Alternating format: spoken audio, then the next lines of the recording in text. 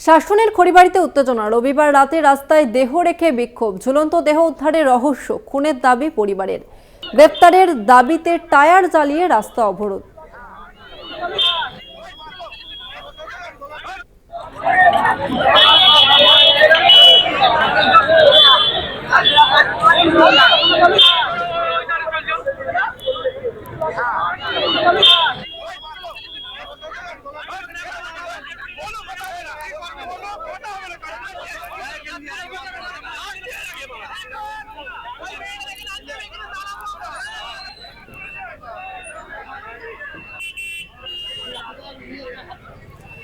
এই মুহূর্তে সেই ছবি দেখাচ্ছি। শাসনের খড়িবাড়িতে উত্তেজনা। রবিবার রাতে রাস্তায় দেহ রেখে বিক্ষোভ, ঝুলন্ত দেহ উদ্ধারের রহস্য, খুনের দাবি করছেন পরিবারের লোকেরা।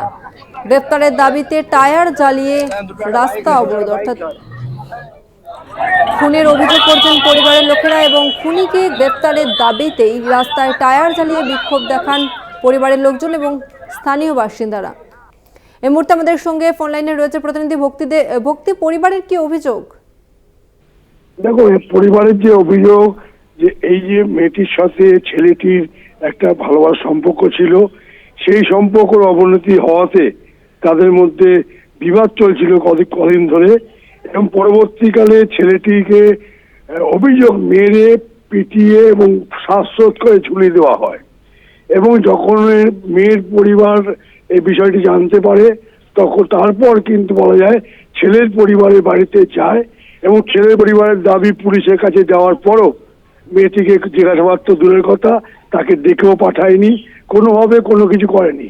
পরবর্তীকালে সন্ধ্যের পর এটি আরো দানা বাঁধে এবং ছেলেটি কেন মারা গেল, খুনের অভিযোগে তারা শাসন বাজারে টায়ার জ্বালিয়ে বিক্ষোভ দেখায়।